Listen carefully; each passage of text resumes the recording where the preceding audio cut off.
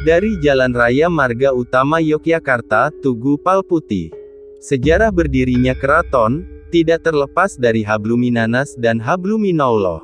Palputih Tugu dan Beteng Krapyak, sebagai bentuk simbolisasi Habluminallah dan Habluminanas.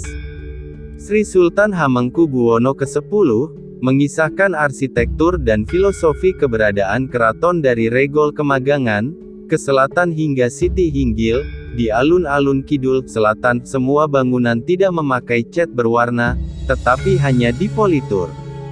Hal ini merupakan simbol, sebelum manusia lahir. Baru sampai Kemagangan, akan terlihat warna-warni cat yang menandai, di situ ada kelahiran manusia. Menurutnya, menjadi kewajiban bagi seorang sultan, untuk menghantarkan manusia itu sampai ke Palputih Tugu, yang merupakan simbolisasi vertikal, ketuhanan, simbolisasi keimanan dan ketakwaan. Ditambahkan kembali, sultan berkewajiban untuk menghantarkan siapapun juga, di dalam mencapai keimanan dan ketakwaan, melewati tantangan-tantangan duniawi, dalam proses pendewasaan. Melewati area publik alun-alun utara, seseorang akan lolos dalam keseimbangan, yang ditandai dengan mengerti apa artinya baik dan buruk, siang dan malam, dan lain sebagainya. Akan tetapi, manusia itu belum memiliki keseimbangan, dalam aspek nafsu dan nuraninya. Maka selanjutnya, dia melewati Jalan Panmurakan yang sekarang Jalan Trikora. Jalan Panmurakan ini, merupakan simbolisasi dari kegelisahan remaja, di dalam mencapai keimanan dan ketakwaan, antara keseimbangan nafsu, dan spiritual nuraninya.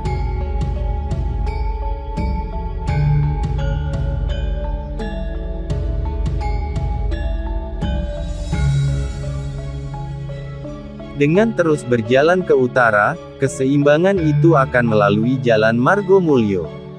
Di Jalan Margomulyo itu, akan terbangun keseimbangan lahir dan batin, karena seseorang akan mencapai kedewasaan. Bagi mereka yang akan mendahulukan kepentingan nafsu manusianya, tidak pernah akan sampai ke Margo Utomo, apalagi, sampai Paltugu. Dia akan berhenti di Pasar Beringharjo. Karena Pasar Beringharjo, merupakan simbolisasi kepentingan-kepentingan duniawi, tutur Sri Sultan Hamengkubuwono ke-10. Sultan melanjutkan, kalau manusia lolos dari keseimbangan itu, dia akan melewati Margo Utomo. Melewati Margo Utomo berarti manusia, akan mengerti apa arti hakikat hidup, dan kehidupan, untuk sesama manusia, karena ciptaannya. Sehingga manusia itu, memiliki dua kewajiban yakni, Hamamayuhayuning Bawono, dan yang utama hanya untuk mengagungkan nama Tuhan. Seperti apa dia bicara, hakikat di dalam kehidupan, itulah dia akan mencapai lewat Margo Utomo. Dia akan mencapai keimanan, dan ketakwaan yang sebenarnya di Palputih Tugu. Itulah simbol filosofi, yang ada dari sebelah selatan keraton, sampai ke Palputih Tugu, ujar Sri Sultan.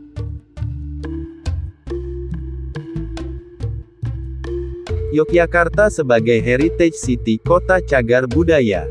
Oleh karenanya Yogyakarta harus memiliki sebuah pendekatan tentang bagaimana membangun peradaban manusia. Manusia dibangun berdasarkan integritas akhlak, kemuliaannya dan keagungan namanya, bukan berdasarkan materi. Sehingga dengan demikian, Yogyakarta yang istimewa itu, harus dipahami sebagai bentuk kearifan lokal di dalam menghadapi tantangan zaman, serta membangun peradaban manusia, dengan karakter-karakter lokal. Bisa terbangun filosofi, menjadi arah di dalam berproses, baik proses politik, proses pembangunan, maupun proses di dalam membangun kebersamaan. Sehingga rasa nyaman, dan aman warga masyarakat, karena didasari oleh kearifan, integritas dan harga diri di dalam membangsa dan menegara Republik Indonesia. Implementasi keistimewaan Yogyakarta, dan pelestarian filosofi pendirian Yogyakarta yaitu, Hamemayu Hayuning Bawana atau mempercantik dan memelihara dunia. Filosofi garis imajiner identitas Yogyakarta, dari Gunung Merapi yang melambangkan asal-muasal manusia, hingga Laut Selatan merupakan asal kembalinya manusia, akan dipertegas dengan mengembalikan nama jalan, sesuai dengan filosofi dan nilai historis, yang terkandung dalam sejarah keistimewaan Daerah Istimewa Yogyakarta. Agar setiap orang yang menyusuri jalan-jalan di Yogyakarta akan sekaligus mengenali akar sejarah dan ruh keistimewaan Yogyakarta. Melalui Jalan Margo Utomo, bersama kita menuju keutamaan, menyusuri Jalan Margo Mulyo, untuk menuju kemuliaan dan menapaki Jalan Panmurakan, sebagai simbol pembebasan dari hal-hal yang negatif, bersatu melestarikan kedamaian.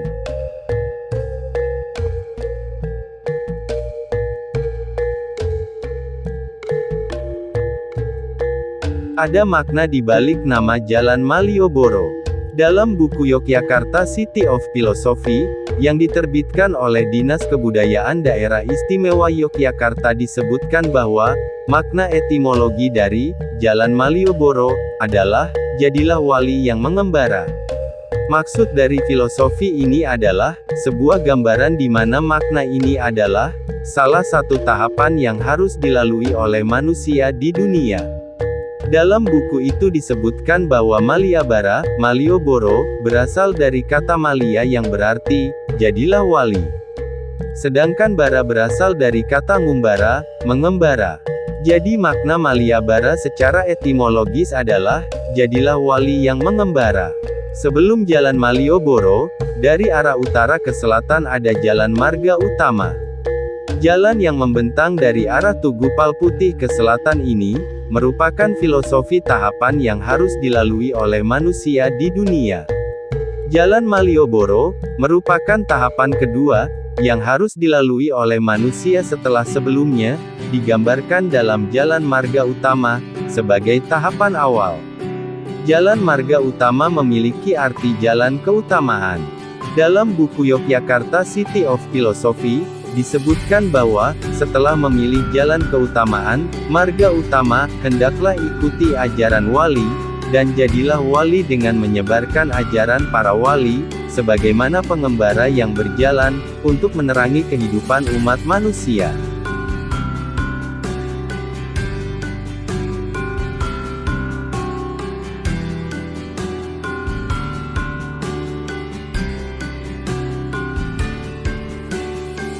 Jalan Malioboro, membentang mulai dari perbatasan rel kereta api yang ada di Stasiun Tugu Yogyakarta, menuju ke selatan hingga perempatan Pecinan Malioboro, atau Toko Batik Terang Bulan. Tahapan manusia di dunia masih dilanjutkan dengan adanya Jalan Marga Mulya yang berada di sisi selatan Jalan Malioboro. Makna dari Jalan Marga Mulya ialah jalan kemuliaan. Sehingga kalau diurutkan, ketiga jalan yang membentang dari Tugu Palputih ke selatan, Jalan Marga Utama, Jalan Malioboro dan Jalan Marga Mulya, memiliki makna bahwa, setelah menemukan keutamaan hidup, dan mengajarkan kebaikan menurut ajaran wali, maka akan diperoleh jalan kemuliaan. Bukan itu saja, di ketiga jalan itu ada kesamaannya, yaitu di sana ditanami pohon gayam dan pohon asam Jawa, di sepanjang tepi jalan. Pohon gayam, memiliki makna ayom, mengayomi, dan pohon asam memiliki makna, neng semake, menawan.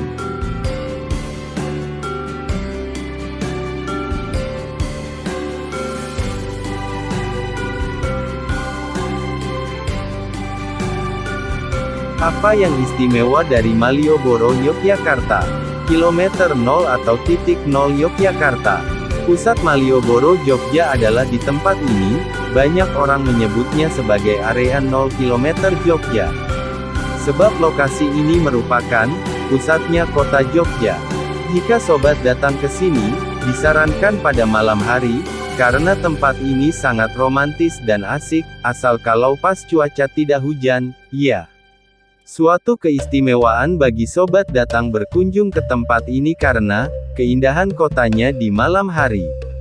Tidak ada salahnya jika ke Jogja mampir ke sini, menikmati pemandangan 0 km Jogja. Pasar Beringharjo. Belum lengkap rasanya jika sobat datang ke Malioboro Jogja, tanpa membeli oleh-oleh di pusat perbelanjaan yaitu, Pasar Beringharjo. Pakaian dan kain batik menjadi daya tarik sendiri bagi para wisatawan. Tidak hanya pakaian dan kain batik, tapi juga tersedia topeng, gelang, belangkon dan cenderamata lainnya. Lokasi masih berdekatan dengan Malioboro, sebelah selatan yaitu Benteng Vriendeboek. Lokasi parkirannya pun juga cukup luas, untuk kendaraan roda 4 dan roda 2, jadi siap menampung banyak kendaraan para wisatawan. Masjid Siti Zirjanah. Masjid yang megah ini, berlokasi di Jalan Margomulyo nomor 25. Masjid ini berdiri setinggi 12 meter, di sisi barat Malioboro Jogja, antara pertokoan Batik Sunardi, dan toko elektronik. Sampai sekarang, tetap ramai dikunjungi wisatawan ataupun masyarakat sekitar. Corak bangunan ala Tiongkok adalah keistimewaan tersendiri untuk bangunan megah ini. Fasad masjid juga dipasangi tulisan bahasa Mandarin, yang memiliki makna yakni masjid. Di bawahnya terdapat jam raksasa, yang berbentuk lingkaran, sedangkan hubungannya mirip kelenteng.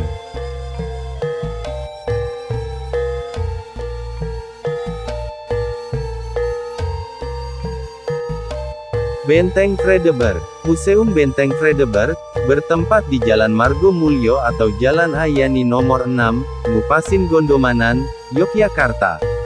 Lebih tepatnya, di titik 0 km Jogja. Sampai sekarang tempat ini, masih terjaga keaslian struktur bangunannya, merupakan salah satu bukti sejarah, peninggalan penjajah Belanda. Taman Pintar. Malioboro Jogja juga terdapat objek wisata yang disebut Taman Pintar. Tempat ini cukup indah, pada malam hari. Memang selain dikenal sebagai kota budaya, juga dikenal sebagai julukan kota pelajar. Ketika sobat memasuki wisata ini, akan dibuat takjub dengan wahana yang tersedia. Memang tempat ini dibuat khusus sebagai wisata keluarga dan balita. Banyak keistimewaan di tempat ini. Museum Sonobudoyo. Tempat wisata dekat Malioboro Jogja lainnya yaitu, Museum Sonobudoyo, memiliki tugas mengelola, mengembangkan, koleksi-koleksi purbakala, bimbingan edukatif, serta mendokumentasikan, sejarah peninggalan benda antik, yang memiliki nilai budaya tinggi. Jadwal pameran tetap, di Museum Sonobudoyo yaitu, Selasa, Kamis pukul 8 sampai pukul 15.30 WIB. Jumat pukul 8 sampai pukul 14 WIB. Sabtu dan Minggu pukul 8 sampai pukul 15.30 WIB.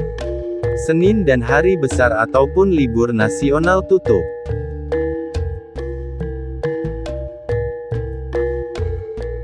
Alun-alun. Alun-alun merupakan tempat keistimewaan wisata sekitar Malioboro Jogja, di malam hari.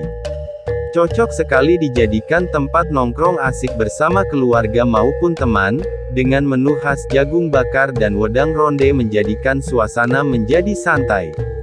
Lokasi persisnya berada di belakang Keraton Jogja.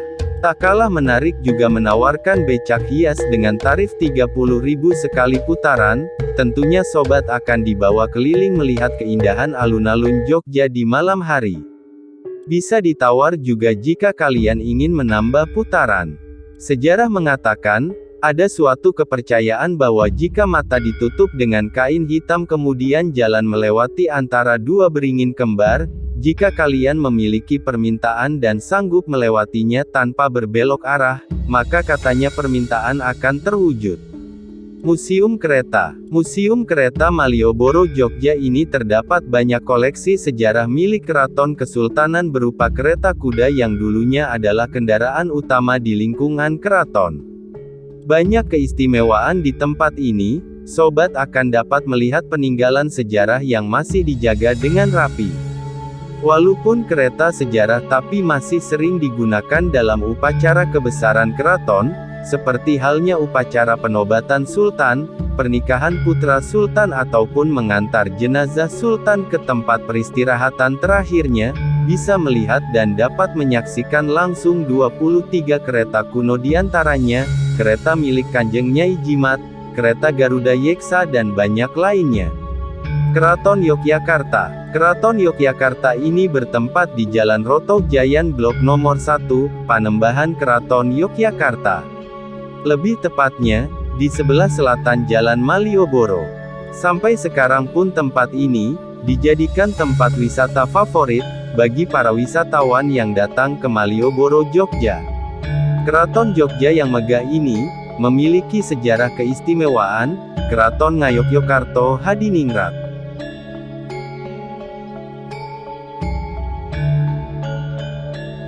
Sosrowijayan, kampung turis di pusat kota Yogyakarta.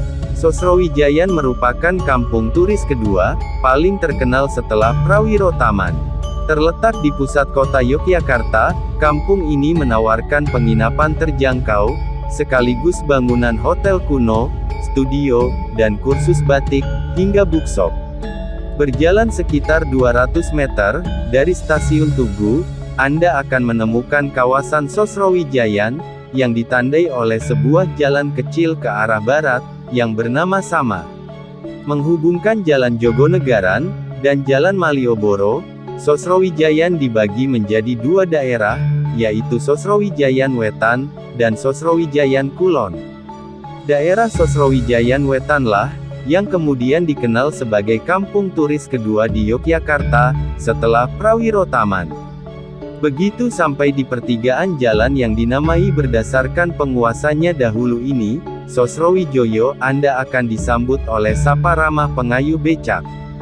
Biasanya, mereka menawarkan Anda untuk mencari penginapan, berkeliling ke Malioboro, atau membeli bapia patuk. Karena kampung turis, banyak pula guide yang jika diminta bersedia mengantar Anda, untuk menunjukkan penginapan sesuai keinginan Anda. Mereka juga akan bercerita seputar tempat wisata di Yogyakarta, dan kekhasannya.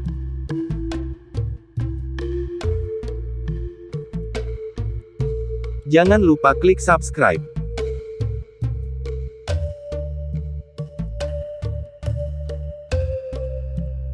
Oke sobat semua, semoga bermanfaat. Sampai berjumpa lagi di video berikutnya, Susilo Platha YouTube channel.